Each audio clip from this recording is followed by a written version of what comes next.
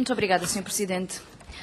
Sr. Ministro, eu queria começar por dizer-lhe com toda a frontalidade que eu não acho que este seja o momento para o Sr. Ministro brincar com a vida dos professores e das escolas. Não é pensável que o Ministro da Educação, com toda a responsabilidade que tem, por mais negligente ou incompetente que o Ministro da Educação fosse, que em final de maio, 29 de maio de 2012, perto do final deste ano letivo e, portanto, perto do momento em que as escolas começam a organizar o seu trabalho para o próximo ano letivo, o Sr. Ministro não tem a frontalidade de dizer neste Parlamento a todos os professores que estão no sistema o que é que lhes vai acontecer. Porque que não haja aqui qualquer equívoco. O Sr. Ministro tem montado, peça por peça, um puzzle que vai ter os seus resultados. Cada vez que olhamos para cada uma das medidas que o Sr. Ministro implementou, logo ao início, aumento do número de alunos por turma, significa mais despedimentos. Revisão curricular, significa mais despedimentos. Matriz curricular agora enviada para a escola, que tem algumas coincidências com a revisão curricular, mais despedimentos. Mega agrupamentos, mais despedimentos. Encerramento dos centros de novas oportunidades dentro das escolas públicas, mais despedimentos.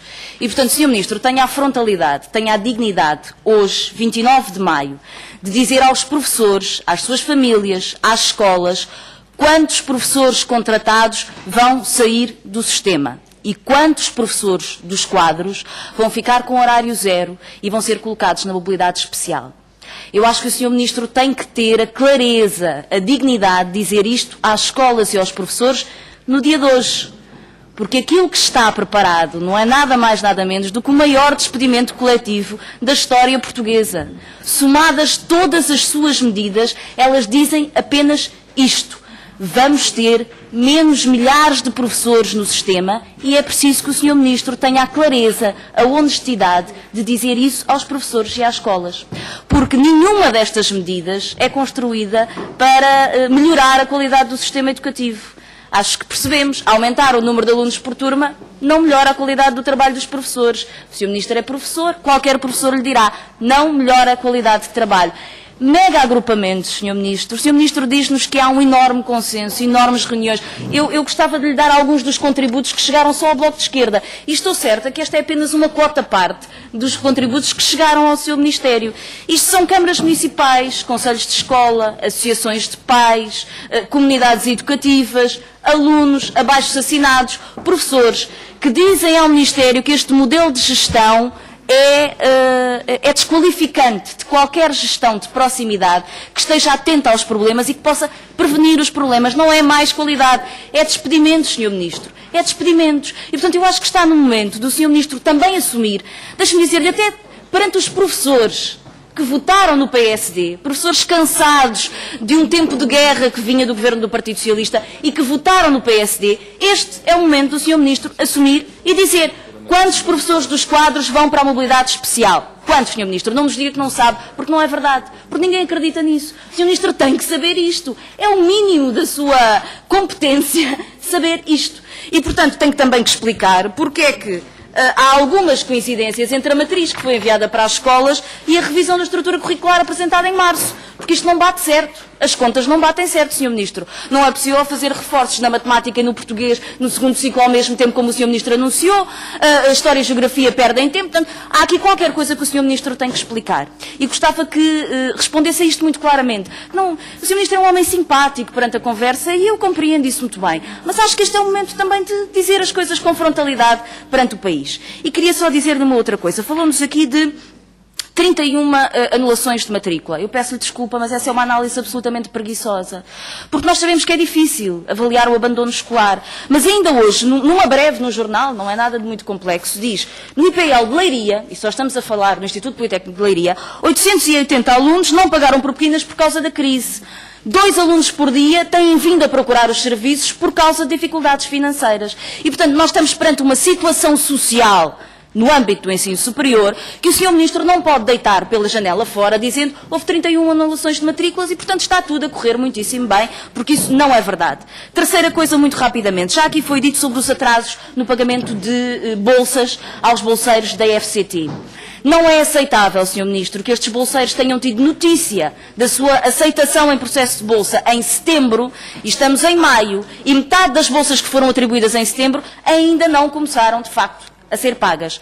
Mas pior do que isso, é que hoje paira uma dúvida, e termino, paira uma dúvida, é que a FCT já adiou por 3 vezes o prazo de candidaturas às bolsas individuais de doutoramento e de pós-doutoramento este ano. Era suposto abrir a 2 de maio, foi adiado para 16 de maio, em 16 de maio diz que demoravam 7 dias, já passaram os 7 dias e continua sem abrir. E, portanto, eu acho que este era o momento do Sr. Ministro responder a quem quer fazer formação avançada em Portugal e dizer este concurso vai abrir ou não e quando é que finalmente são pagas as bolsas aos bolseiros que estão há tantos meses à espera, muitos deles no estrangeiro, com propinas para pagar. Muito obrigada. Muito obrigado, Sr. Deputada. Sr. Ministro, 5 minutos para responder. Tem a palavra. Muito bem, muito obrigado. A Sra. Deputada tem a sua interpretação das medidas que o Ministério toma, tem toda a liberdade para isso, mas eu acabei de enunciar uma série de medidas que não implicam de forma alguma a contratação de menos professores e que a Sra. Deputada interpreta como tendo sido criadas para reduzir professores e que não é compatível. Quando eu falei, por exemplo, em um reforço do ensino do português no ensino secundário, é evidente que esta medida se destina a reforçar o português no ensino secundário. Quando nós falamos em reforço em matemática e em português no ensino básico, evidentemente que esta medida destina-se a reforçar o português e a matemática. Eu depois, a senhora deputada poderá, com certeza, mas faça o seguinte esforço. Se não se importa, nós podemos fornecer-lhe exemplos em relação a isso e podemos tentar esclarecer tudo isso. Que é transformar esses horários que estão em termos de números mínimos e números máximos, que é uma coisa diferente daquilo que é habitual, tente transformar em 45 minutos. Eu forneço-lhe um exemplo, tenho todo o interesse em fornecer-lhe um exemplo e vai ver que isso corresponde exatamente à matriz curricular que foi distribuída. Bem, perdão, não corresponde exatamente, corresponde depois das alterações que foram feitas a partir das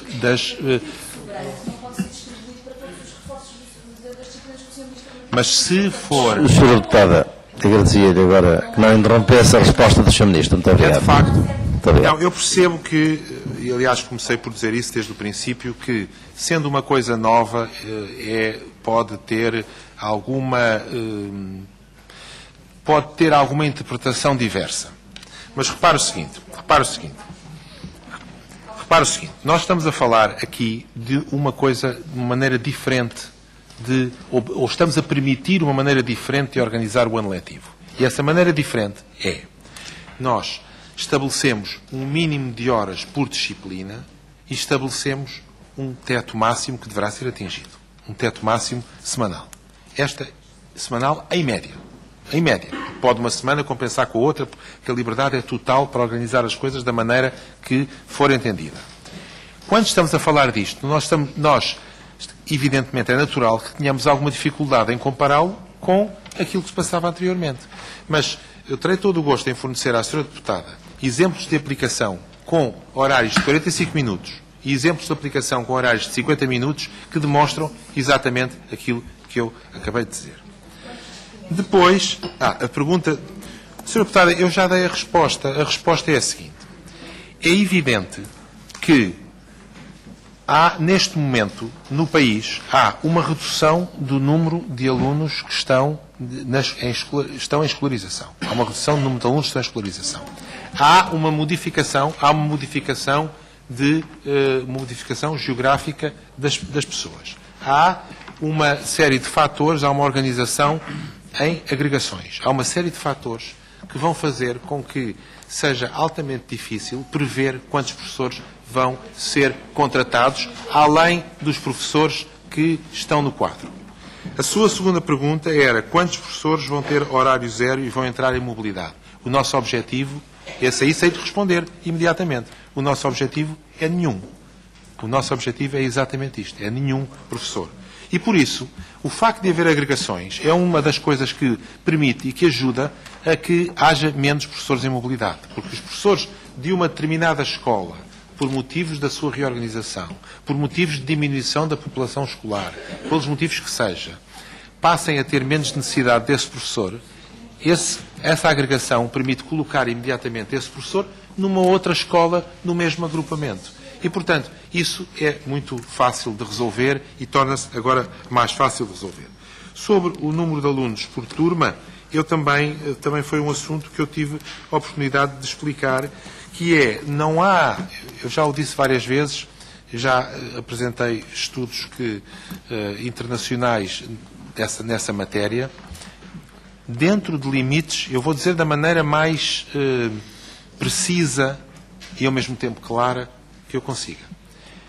Dentro de limites bastante amplos, portanto não estamos a falar de 80 alunos por turma, de 200 alunos por turma ou de um aluno por turma. Dentro de limites bastante amplos, ou seja, estamos a falar dos limites razoáveis, entre os 20 e os 30 e 40, entre os 15 e os 30 e 40.